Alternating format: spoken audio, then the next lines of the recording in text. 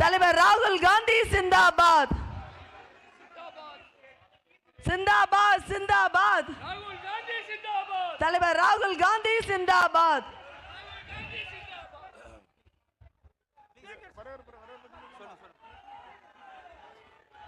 தலைவர் ராகுல் காந்தி, தலைவர் ராகுல் காந்தி, தலைவர் ராகுல் காந்தி, தலைவர் ராகுல் காந்தி, தலைவர் ராகுல் காந்தி, தலைவர் ராகுல் காந்தி, தலைவர் ராகுல் காந்தி, தலைவர் ராகுல் காந்தி, தலைவர் ராகுல் காந்தி, பாரத் ஜோடோ நாயகன் ராகுல் காந்தி, பாரத் ஜோடோ நாயகன் ராகுல் காந்தி, இந்தியாவின் நம்பிக்கை ராகுல் காந்தி, இந்தியாவின் நம்பிக்கை ராகுல் காந்தி, தலைவர் ராகுல் காந்தி, தலைவர் ராகுல் காந்தி, தலைவர் ராகுல் காந்தி, தலைவர் ராகுல் காந்தி, பாரத் ஜோடோ நாயகன் தலைவர் ராகுல் காந்தி.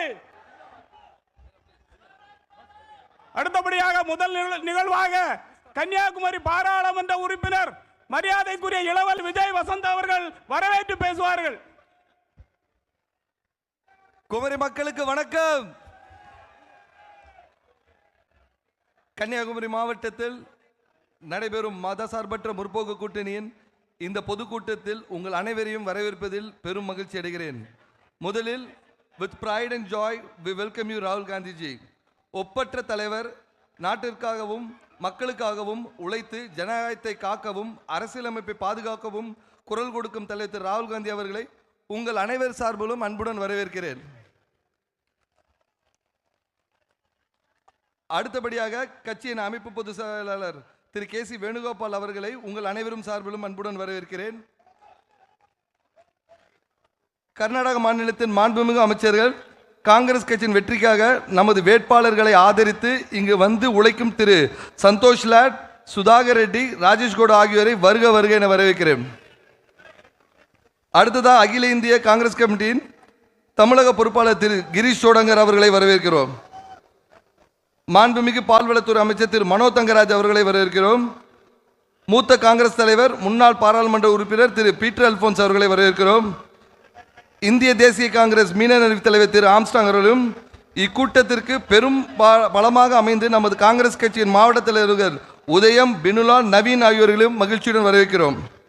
மேலும் கூட்டணி கட்சியின் தலைவர்கள், நிர்வாகிகள் அனைவரையும் வருக வருக என வரவேற்று இந்த மண்ணின் முன்னாள் பாராளுமன்ற உறுப்பினரும் எனது தந்தையுமான திரு எச் வசவகுமார் அவர்கள் கூறியது போல் காங்கிரஸில் இருப்பதே பெருமை, அதை வளர்ப்பதே கடமை என்ற வெற்றிக்கு உழைக்கும் நம் காங்கிரஸ் நெஞ்சங்கள் எல்லாருக்கும் மீண்டும் ஒரு முறை வருக வருக என வரவேற்றுக் கொண்டு மேலும் நம் கூட்டணி கட்சிகளின் சொந்தங்கள் அனைவரும் வரவேற்கிறேன். இந்த காங்கிரஸ் மற்றும் கூட்டணி கட்சிகளுக்கு ஆதரவு தெரிவித்து பெருந்தளராக கூடியிருக்கும் பொதுமக்கள் அனைவரையும் நன்றியுடன் வரவேற்று காங்கிரஸ் நம்மளது வெற்றி கூட்டணி கன்னியாகுமரி மாவட்டத்தில் 6 தொகுதியிலும் வென்று நமது கூட்டணி வெற்றி பெற்று மீண்டும் மக்களாட்சி தொடர நீங்கள் எல்லாரும் ஒரு மனதாக ஒற்றுமையாக வாக்களித்து வெற்றி பெற செய்ய வேண்டும் கேட்டுக்கொண்டு நன்றி கூறி விடைபெறுகிறேன். நன்றி, வணக்கம்.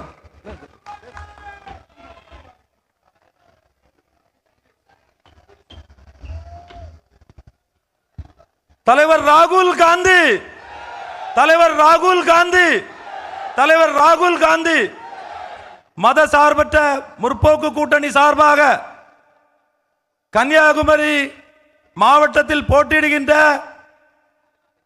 மதிப்பிற்குரிய நம்முடைய குளச்சல் சட்டமன்ற தொகுதியில் போட்டியிடுகின்ற மதிப்பிற்குரிய தங்கை டாக்டர் தாரகை கட்பட், அதேபோல் நம்முடைய கன்னியாகுமரி சட்டமன்ற தொகுதியில் திராவிட முன்னேற்ற கழகத்தினுடைய வேட்பாளராக போட்டியிடுகின்ற மதிப்பிற்குரிய வழக்கறிஞர் மகேஷ் அவர்கள், அடுத்தபடியாக நாகர்கோவில் சட்டமன்ற தொகுதியில் போட்டியிடுகின்ற மதிப்பிற்குரிய மூத்தவர் ஆஸ்டின் அண்ணாச்சி அவர்கள், மதிப்பிற்குரிய பத்மநாதபுரம் சட்டமன்ற தொகுதியில் மார்க்சிய கம்யூனிஸ்ட் அமைப்பினுடைய வேட்பாளர் மதிப்பிற்குரிய ஆர் செல்லசுவாமி அவர்கள், மதிப்பிற்குரிய விளவங்கோடு சட்டமன்ற தொகுதியில் போட்டியிடுகின்ற மதிப்பிற்குரிய டி பிரவீன் அவர்கள், கிள்ளியூர் சட்டமன்ற தொகுதியில் ராஜேஷ்குமார் ஆகிய நான் போட்டியிடுகிறேன். இன்னைக்கு மதிப்பிற்குரிய அனைத்து சட்டமன்ற தேர்தலில் போட்டியிடுகின்ற வேட்பாளர்கள், அதே போல் இங்கே வருகை தந்திருக்கின்ற அகில இந்திய காங்கிரஸ் கமிட்டியினுடைய அமைப்பு பொதுச் செயலாளர் மதிப்பிற்குரிய KC வேணுகோபால் அவர்கள், மதிப்பிற்குரிய மண்ணின் மைந்தர் திராவிட முன்னேற்ற கழகத்தினுடைய பால்வளத்துறையினுடைய அமைச்சர் மனோஜ் தங்கராஜ் அவர்கள், மதிப்பிற்குரிய பாராளுமன்றத்தினுடைய உறுப்பினர் விஜய் வசந்த் அவர்கள், மதிப்பிற்குரிய குளச்சல் சட்டமன்ற தொகுதியினுடைய உறுப்பினர் வழக்கறிஞர் பிரின்ஸ் அவர்கள், இன்னும் மதிப்பிற்குரிய 2 அமைச்சர்கள், மதிப்பிற்குரிய சந்தோஷ் அவர்கள், மதிப்பிற்குரிய உயர்கல்வித்துறையினுடைய அமைச்சர், அதே போல் இங்கே மொழிபெயர்க்க வரை வந்திருக்கின்ற பீட்டர் அல்போன்ஸ் அவர்கள், மதிப்பிற்குரிய அனைவருக்கும் வணக்கத்தை தெரிவித்து இப்போது மதிப்பிற்குரிய இந்த வேட்பாளர்களை இன்றைக்கு அறிமுகப்படுத்தி இருக்கிறோம். மதிப்பிற்குரிய நம்முடைய இந்தியா கூட்டணியுடைய தலைவர் மதிப்பிற்குரிய ராகுல் காந்தி அவர்களோடு இந்த மதசார்பற்ற கூட்டணி வெற்றி பெற வேண்டும் என்று கேட்டு அனைவருக்கும் வாய்ப்பு கூறி நன்றி கூறி விடைபெறுகிறேன். நன்றி, வணக்கம்.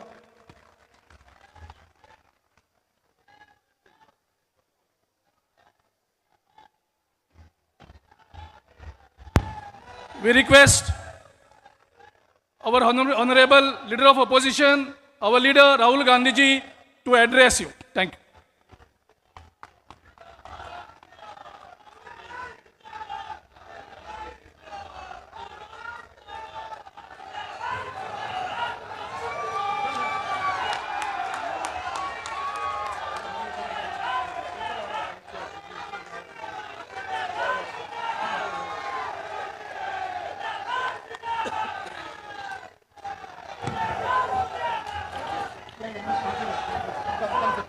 अलंकार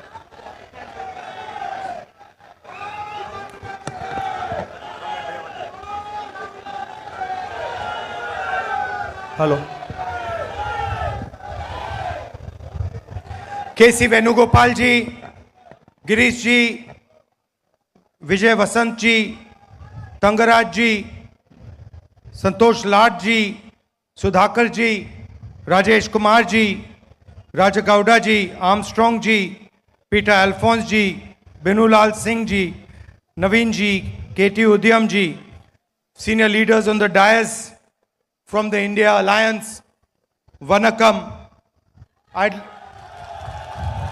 I'd like to start by offering condolences to all the people who died in the fire incident at firework factory unit yesterday.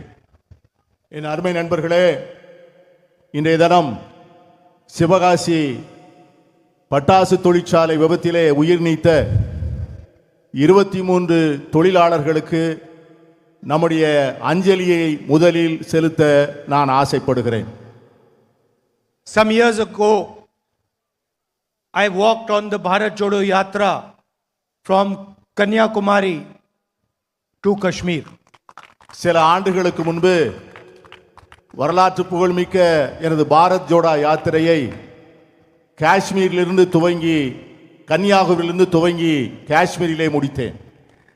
And the idea of the yatra was to unite the country. That's why it was called Bharat Jodo Yatra, and send the message in the country that the country was made up of different ideas, different languages, different traditions, different histories, different religions, and all of them had to stand united in harmony and in love and affection. என்னுடைய யாத்திரையினுடைய முக்கிய நோக்கம் நாடு முழுவதும் மக்கள் மத்தியிலே ஒற்றுமையை விதைப்பது என்பதுதான். இந்த நாடில் பல்வேறு மதங்கள், பல்வேறு மொழிகள், பல்வேறு வரலாறுகள், பல்வேறு பண்பாடுகள், பல்வேறு கலாச்சாரங்கள் இருந்தாலும் கூட இத்தனை மக்களையும் ஒருங்கிணைத்து ஒற்றுமைப்படுத்தி அவர்களை ஒருதாய் மக்களாக வாழ வைக்க வேண்டும் என்பதுதான் அந்த யாத்திரையினுடைய முக்கியமான நோக்கமாக இருந்தது. We are fighting an ideological battle with the BJP and the RSS, who believe in a fundamentally different concept of India. நாங்கள் இன்று ஒரு பிரிவுவாத அரசியலை வளர்க்கின்ற ஒரு மாறுபட்ட சித்தாந்தத்தை முன்னெடுக்கின்ற பாஜகவையும் ஆர்எஸ்எஸ்ஸையும் போராடுவதிலே எங்கள் அரசியல் களத்தை நாங்கள் அமைத்துக் கொண்டிருக்கிறோம். We believe that India is a union of states. In the constitution, it is clearly stated, India, that is Bharat, is a union of states. And what this means is that all states, all languages, all traditions should be treated equally. எங்களை பொறுத்தவரை India என்பது மாநிலங்களுடைய ஒன்றியம். இந்திய அரசியல் சாசன சட்டம் அப்படித்தான் இந்த நாட்டை அமைத்திருக்கிறது. பல்வேறு மாநிலங்களிலே இருக்கின்ற பல்வேறு மொழி பேசுகின்ற மக்கள், அவருடைய கலாச்சாரங்கள், அவருடைய பின்னணிகள் இவ்வளவையும் போற்றி பாதுகாக்கக்கூடிய அமைப்பாகத்தான் எங்கள் அரசியல் இருக்க வேண்டும் என்று நாங்கள் விரும்புகிறோம். For us, every single state, no matter how big or small, is equally important. எங்களை பொறுத்தவரை ஒரு மாநிலம் எவ்வளவு சிறிய மாநிலமாக இருந்தாலும் அது எங்களுக்கு முக்கியமான மாநிலம்தான். For us, every single language is a history of its people.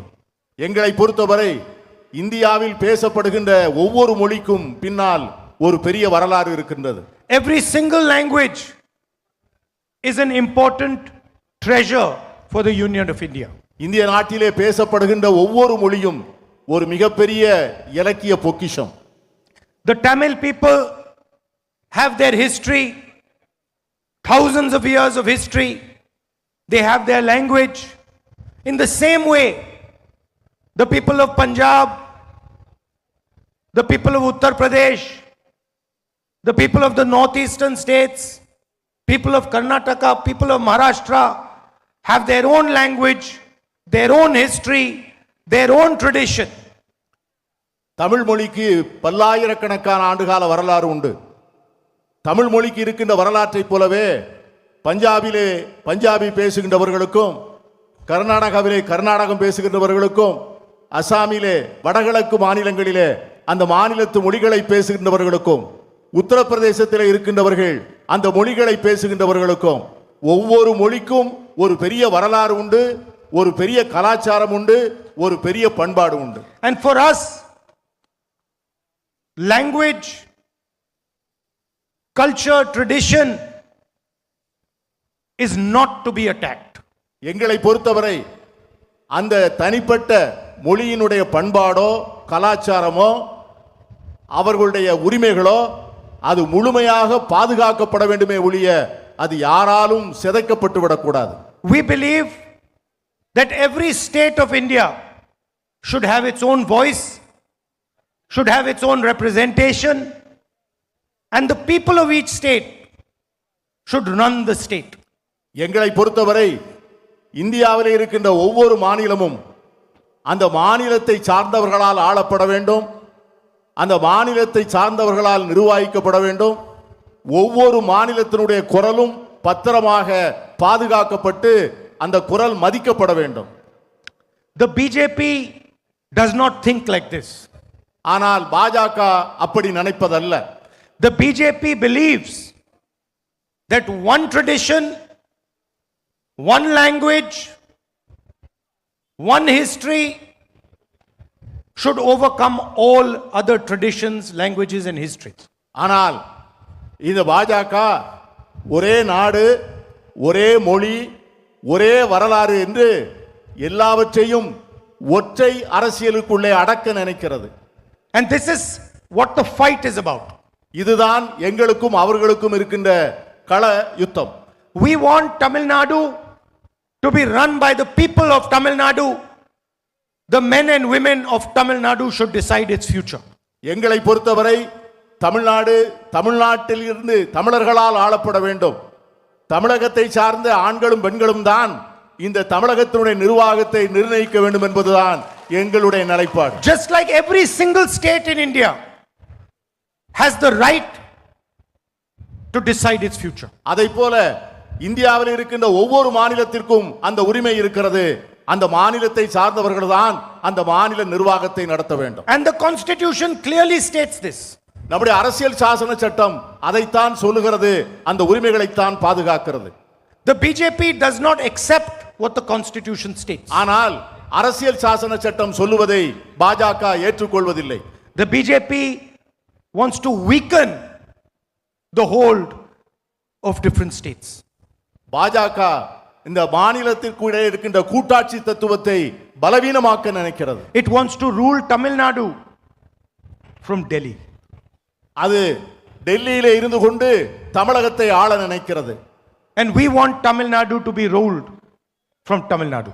ஆனால் நாங்கள் தமிழ்நாட்டை தமிழ்நாட்டிலிருந்து தான் ஆள வேண்டும் என்பதிலே உறுதியாக இருக்கிறோம். Look at what they have done to Manipur.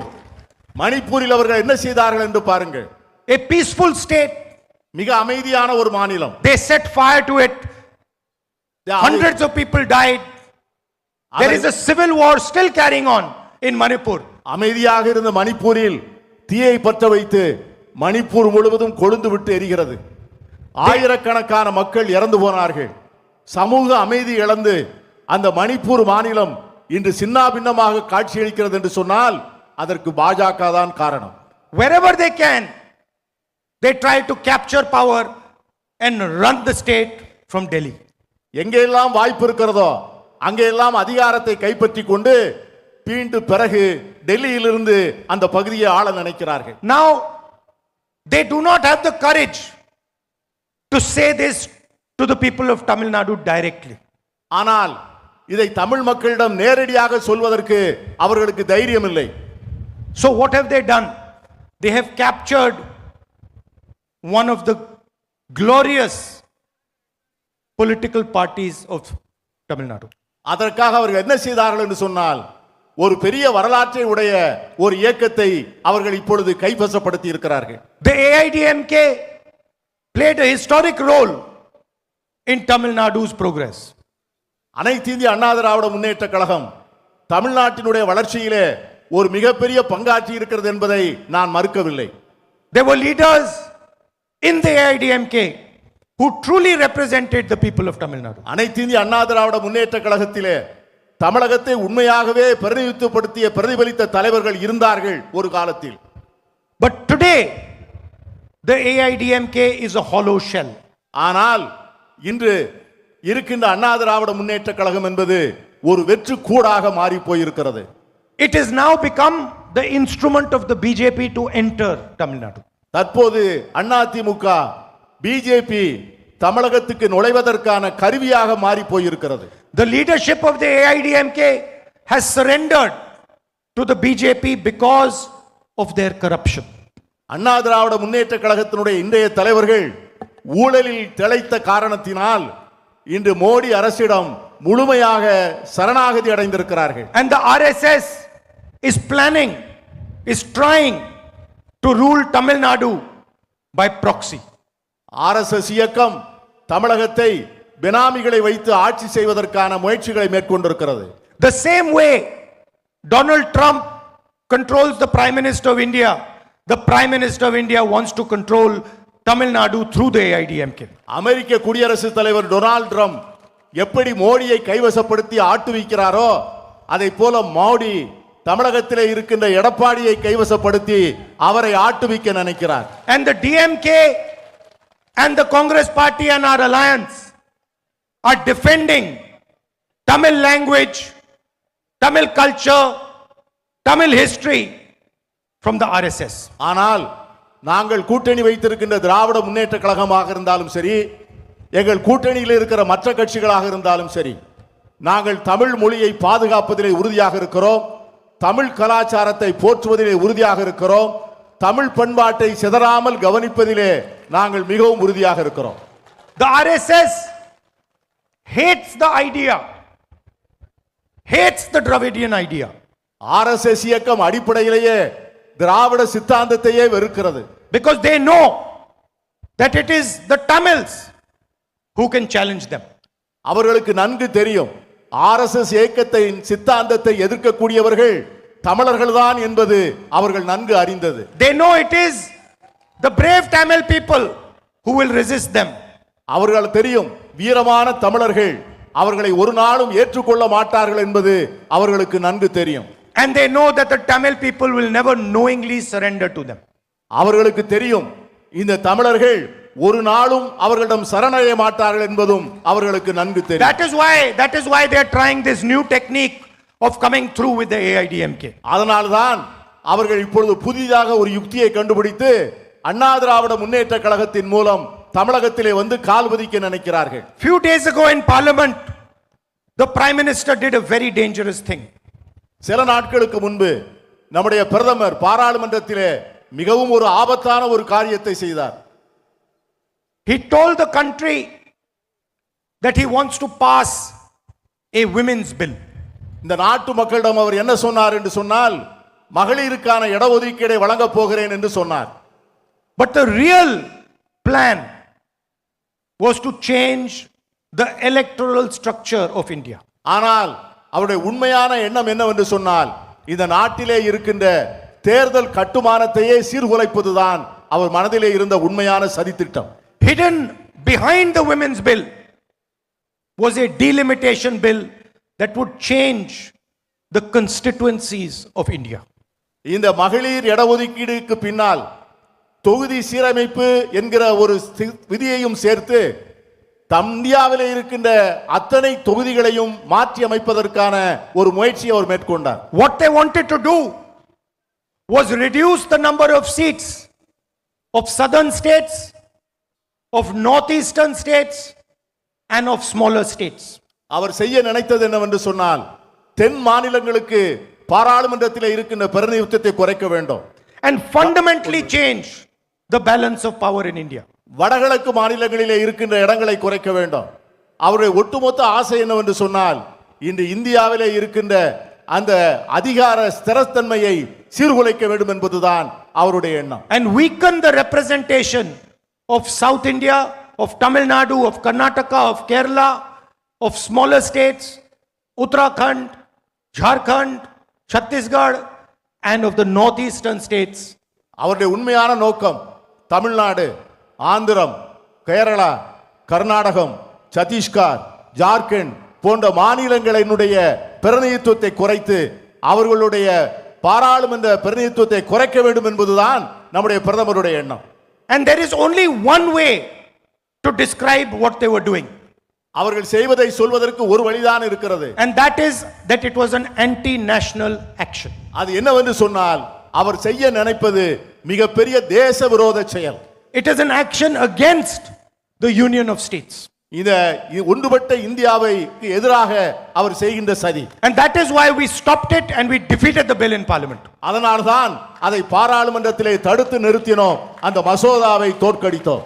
And we will continue to defeat any bill that tries to take away representation of anybody in our country. இன்று மட்டுமல்ல, இனி எந்த காலத்திலும் இந்த மாநிலங்களுடைய பிரதிநிதித்துவத்தை குறைப்பதற்கு மோடி அரசு முற்படும் என்று சொன்னால் அதை ஒவ்வொரு முறையும் தோற்கடிப்போம், அந்த சதியை ஒவ்வொரு நேரத்திலும் வீழ்த்துவோம். Tamil Nadu has shown a progressive vision to the rest of the country. Tamilagam India முழுமைக்கும் ஒரு முற்போக்கான பார்வையை தந்திருக்கிறது. Your politics has been historically rooted in social justice. உங்களுடைய அரசியல் என்பது வரலாற்று பூர்வமாக சமூக நீதியிலே கால் பதித்தது. You have the midday meal program.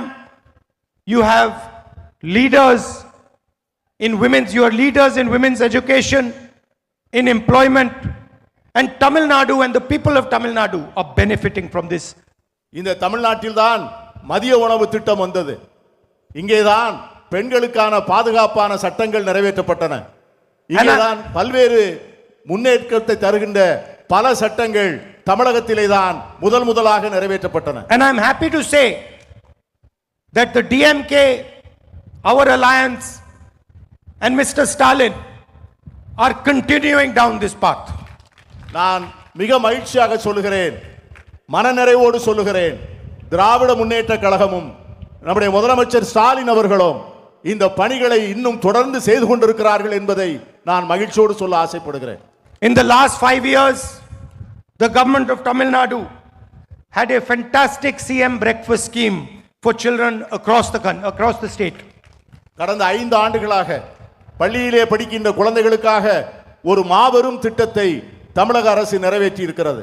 And also gave rupees 1,000 to women across the state, to 1.31 crore women across the state. தமிழகத்தில் இருக்கின்ற 1,31,00,000 மகளிருக்கு மாதம் 1000 ரூபாய் வழங்குகிற அற்புதமான திட்டத்தை அவர் தொடர்ந்து நிறைவேற்றி வருகிறார். Our alliance is going to carry on down this path. எங்களுடைய கூட்டணி இந்த பணிகளை தொடர்ந்து செய்யும். We are going to increase the amount of money that is given to women to 2,000 rupees a month. எங்களுடைய கூட்டணி ஆட்சிக்கு வருகின்ற போது இப்பொழுது கொடுக்கின்ற 1000 ரூபாயை 2000 ரூபாயாக உயர்த்தி தருவோம் என்கிற உறுதியை தந்திருக்கிறோம். Senior citizens and differently able people will also get 2,000 rupees a month.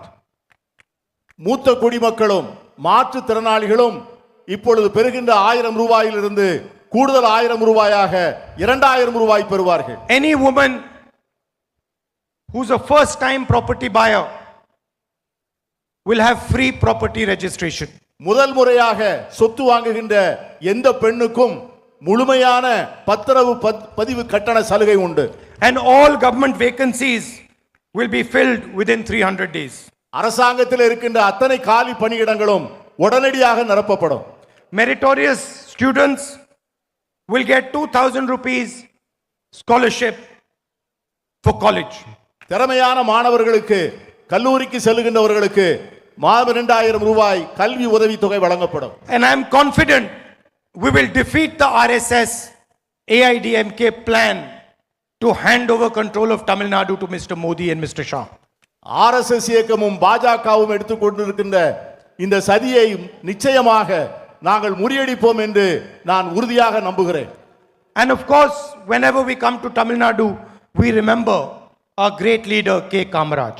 நான் எப்பொழுதெல்லாம் தமிழ்நாட்டுக்கு வருகிறேனோ அப்பொழுதெல்லாம் நம்முடைய நெஞ்சத்திலே நிறைந்த பெருந்தலைவர் காமராஜர் அவர்களை நான் நன்றியோடு நினைப்பேன். And he is still remembered for the pioneering work that he did in social justice and his contribution.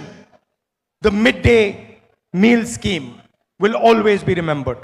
இன்றும் அவர் மறைந்து இத்தனை ஆண்டுகளான பின்பும் பெருந்தலைவர் காமராஜர் அவர்களை நினைக்கின்ற போது அவர்கள் சமூக நீதிக்காக எடுத்த முன்னெடுப்புகள், அவர்கள் எடுத்த பகல் உணவு திட்டம், அவர்கள் கல்விக்காக செய்த பல்வேறு பணிகளை நம்மால் ஒரு நாளும் மறக்க முடியாது.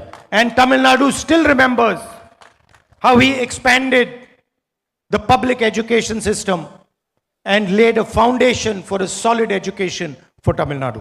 அவருடைய ஆட்சி காலத்திலே மாநிலத்தினுடைய கல்வி திட்டத்திற்கு எவ்வளவு அருமையான அடிப்படை பணிகள் செய்யப்பட்டன, எப்படி அவர் உயர்கல்வியை வளர்த்தெடுத்தார் என்பதை நாம் இன்னும் நினைவு கூர்கிறோம். I said that the BJP wants to rule Tamil Nadu from Delhi. நான் உங்களிடம் பேசுகின்ற போது சொன்னேன், பாஜக தமிழ்நாட்டை டெல்லியிலிருந்து ஆள நினைக்கிறது என்று நான் சொன்னேன். And I started my speech with the Bharat Jodo Yatra, a walk designed to unite our country. நான் இந்த இடத்திலிருந்து பாரத் ஜோடோ யாத்திரை ஆரம்பிக்கின்ற போது இந்த நாட்டை ஒற்றுமைப்படுத்த வேண்டும் என்கிற உணர்வோடு அந்த யாத்திரையை நான் துவங்கினேன். The worst thing about the RSS and the BJP is how they create hatred in our country. RSS இயக்கத்தில் பாஜக இயக்கத்தினுடைய கொள்கையினுடைய மோசமான விளைவுகள் என்னவென்று சொன்னால் இந்த நாட்டு மக்கள் மத்தியிலே வெறுப்பு விதைகளை விதைத்து அவர்களை எப்படி பிளவுபடுத்துவது என்பது. How they shatter the harmony of our country. நாட்டிலே இருக்கின்ற ஒற்றுமையை நல்லிணக்கத்தை உருக்குலைக்க நினைக்கின்ற கொடும் செயல் அது. How they attack minorities throughout our country. நம் நாட்டிலே இருக்கின்ற சிறுபான்மையினரை இந்தியா முழுவதும் அவர்கள் தாக்குகிறார்கள், சிதைக்க நினைக்கிறார்கள். For the first time in our history, in our modern history, minorities feel uncomfortable, feel scared living in this country. நம்முடைய வரலாற்றில் முதல் முறையாக சிறுபான்மை மக்கள் தாங்கள் பாதுகாப்பில்லாத ஒரு வாழ்க்கை வாழ்கிறோமோ என்கிற அச்ச உணர்வை பெற்றிருக்கிறார்கள். Whether you're a Christian or a Muslim or a Sikh or a Adivasi, you are attacked, vilified and violence is carried out against you. நீங்கள் கிறிஸ்தவராக இருக்கலாம், இஸ்லாமியராக இருக்கலாம், சீக்கியராக இருக்கலாம், பழங்குடி வகுப்பினராக இருக்கலாம், ஆனால் உங்களை எல்லாம் தேடி தேடி உங்களுடைய உரிமைகளை பறித்து உங்கள் மேலே வன்முறையை ஏவிவிட்டு இந்த நாட்டில் வெறுப்பு விதைகளை வளர்க்க நினைக்கிறார்கள் அவர்கள். Sisters are attacked in Chhattisgarh. An entire state has been burnt and people are made to feel scared to live in India. Chhattisgarh மாநிலத்திலே கன்னியாஸ்திரிகளை அவர்களை கொடுமைப்படுத்தி அவர்கள் மீது வன்முறையை விட்டு அந்த மாநிலத்தில் முழுவதும் பதற்றத்தை விதைத்திருக்கிறார்கள் இந்த கொடியவர்கள். And that is the single biggest reason that the BJP and the RSS have to be defeated in this country. அந்த ஒரு காரணத்திற்காகவே இந்த ஆர்எஸ்எஸ்ஸையும் பாஜகவையும் தோற்கடிக்க வேண்டும். This country is not a hateful country.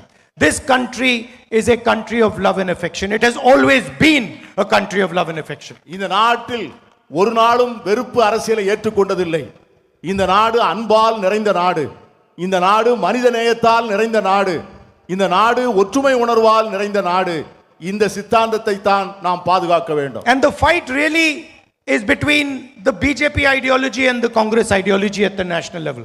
இந்த தேசிய அளவிலே நடக்கிற அரசியல் களம் என்னவென்று சொன்னால் பாஜகவினுடைய தத்துவத்திற்கும் காங்கிரசினுடைய தத்துவத்திற்குமான அரசியல் யுத்த போராட்டம் தான். And the BJP knows that in the end it is the Congress ideology that is going to defeat them.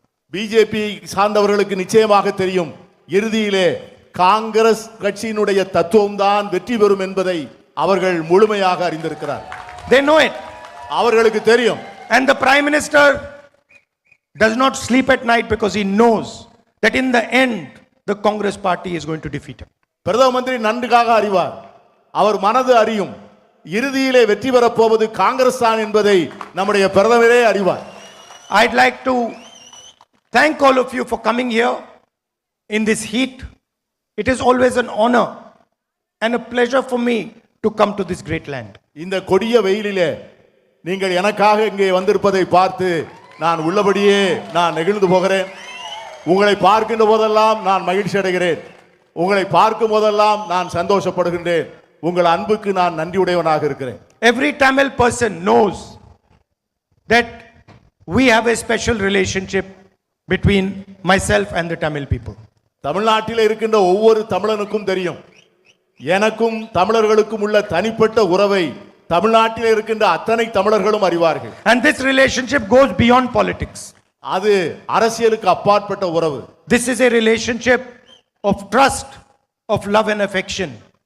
இந்த உறவுக்கு அடிப்படை நாம் ஒருவருக்கொருவர் வைத்திருக்கின்ற மரியாதை, நாம் ஒருவர் மேல் ஒருவர் கொண்டிருக்கின்ற அன்பு, நாம் ஒருவர் மேல் கொண்டிருக்கின்ற பாசம், புரிதல். And you have shared this relationship with my grandmother, with my father. நீங்கள் என்னுடைய பாட்டி அன்னை இந்திரா காந்தி மீது உங்கள் பாசத்தை கொட்டினீர்கள். என் தந்தை ராஜீவ் காந்தி மீது பாசத்தை கொட்டினீர்கள்.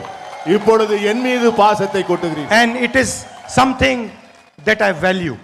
இதை நான் ஒவ்வொரு நாளும் என் மனதில் வைத்து அதை மதிப்பிட்டு ஒவ்வொரு நாளும் அந்த அன்பை போற்றி வருகிறேன். How the Tamil people feel, whether they are happy or not, these are fundamental things for me. நான் தமிழக மக்களுக்கு சொல்வேன், அரசியல் என்பது அடுத்து வருவது. ஆனால் உங்கள் மேல் நான் வைத்திருக்கிற அன்பு என் அடிப்படையான அன்பு, அது மாறாத அன்பு, என் நெஞ்சில் நிறைந்த அன்பு. And I want you to know that I might not have been born in this state, but I will defend Tamil language, Tamil culture, Tamil history, Tamil tradition till I am alive. நான் தமிழனாய் பிறக்கவில்லை என்பது உண்மைதான். ஆனால் என் வாழ்நாள் முழுவதும் தமிழ் மொழியை, தமிழ் கலாச்சாரத்தை, தமிழ் பண்பாட்டை பாதுகாத்து தீர்வேன் என்கிற உறுதிமொழியை உங்கள் அனைவருக்கும் நான் கொடுக்கிறேன். Thank you. Vanakkam. நன்றி, வணக்கம்.